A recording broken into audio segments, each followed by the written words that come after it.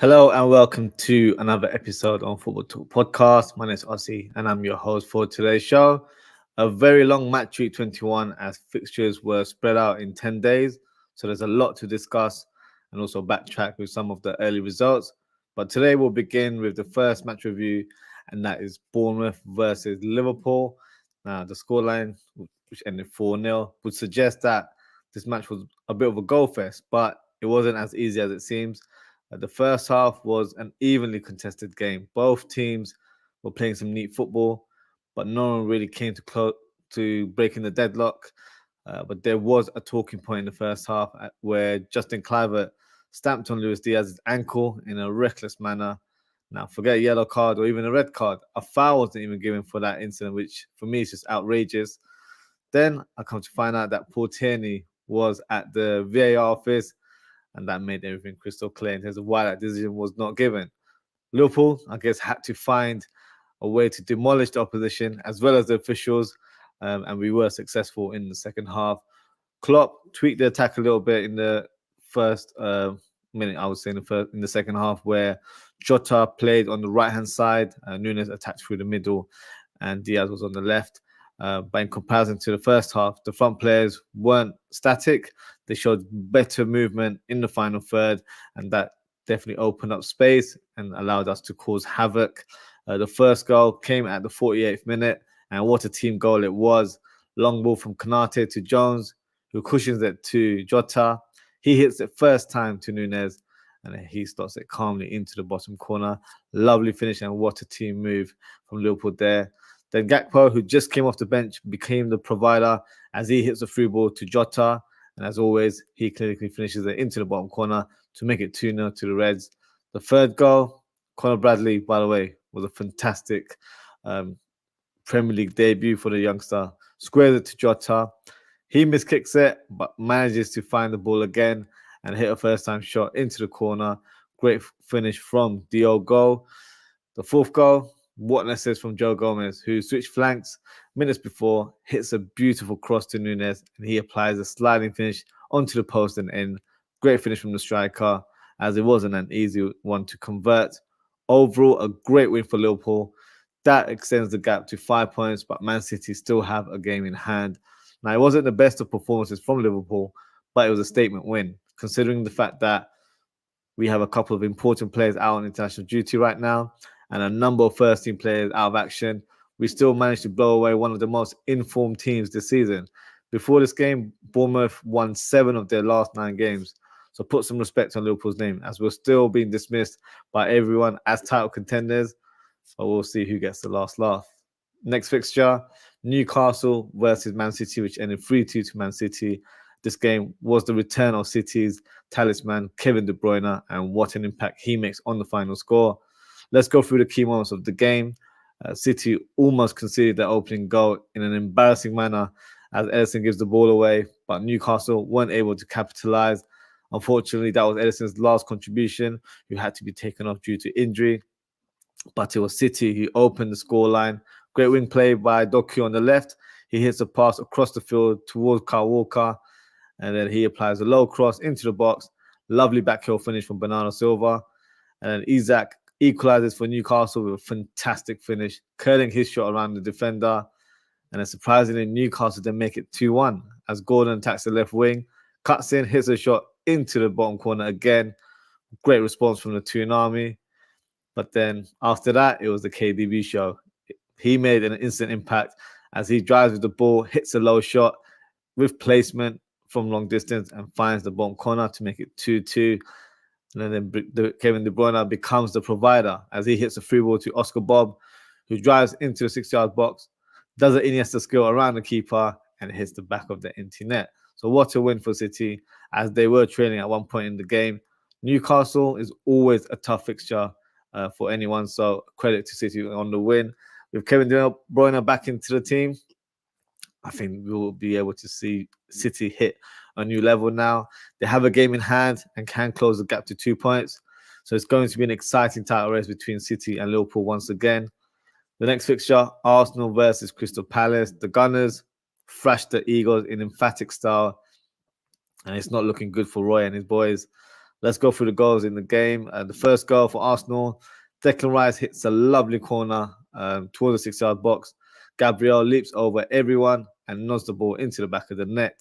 The second goal was another corner yet again, but this time it ends up being an own goal as the ball hits Dean Henderson before crossing the line. The third goal from Arsenal was a counter-attack as Gabriel Jesus attacks the right-hand side, squares it to Trossard. He cuts in and hits the back of the net.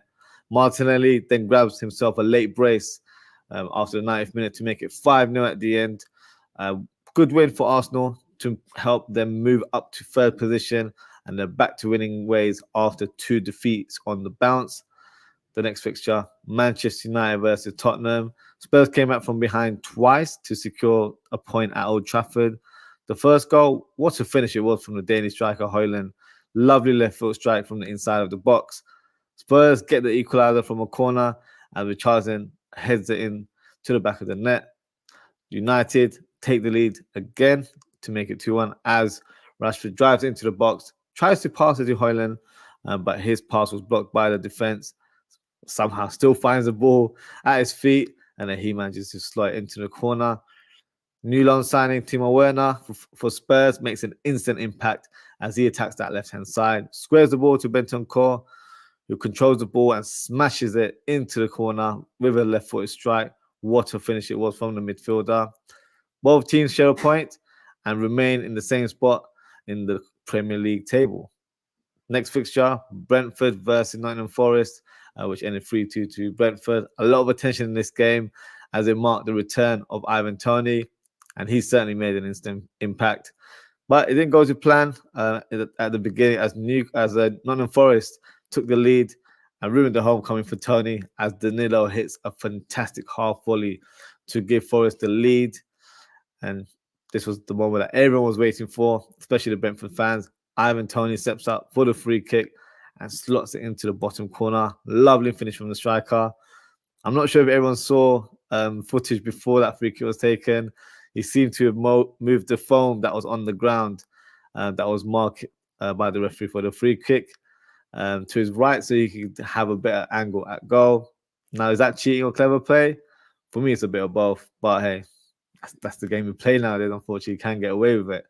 Back to the game. Brentford make it 2-1 from a corner after Ben Mee applies a bullet header to hit the back of the net. And then Forest equalised through a Chris Wood header, who, by the way, has been in fantastic goal-scoring form recently. But Brentford were able to get the final punch and get the win in the end as Maupay hits a fantastic turn and volley to hit the back of the net to give the Bees the winner. Lovely finish from the striker. That victory helps Brentford move up to 14th in the league. And with Ivan Toney back in the team, I'm sure that will springboard their season now. In terms of other games, Burnley won, Luton Town won. Luton managed to grab a dramatic winner in the 92nd minute. Amdouni opens the scoreline for Burnley. I'm sure they thought they would walk away with the 3 points after such a positive performance, but it wasn't the case. Morris for Luton Town gets the winner with a header. But look, if you've seen the goal, I'll be honest, that goal should not have stood as Adebayo completely blocks Trafford to the ground and obstructs him from claiming the ball. Terrible decision from VAR yet again and probably cost Burnley all 3 points there. Next fixture, Chelsea versus Fulham. Chelsea managed to claim a win against their local rivals in a derby game. The winner came from Cole Palmer, who stepped up to take the penalty after Sterling was fouled in the box by Diop. Lovely finish from the midfielder who hits the bottom corner. That win finally allows Chelsea to move up the table to 9th position. Next fixture, Everton versus Aston Villa, which ended 0-0. Goalless at Goodison Park. Both teams had plenty of chances to break the deadlock, but I think Calvert-Lewin will walk away the more disappointed player on the pitch as he had a fantastic one-on-one chance but wasn't able to convert. Next game, Sheffield United versus West Ham United. What a game this ended up being. Maxwell Cornet, for me, the forgotten man at West Ham, opens the score sheet with a left-footed volley.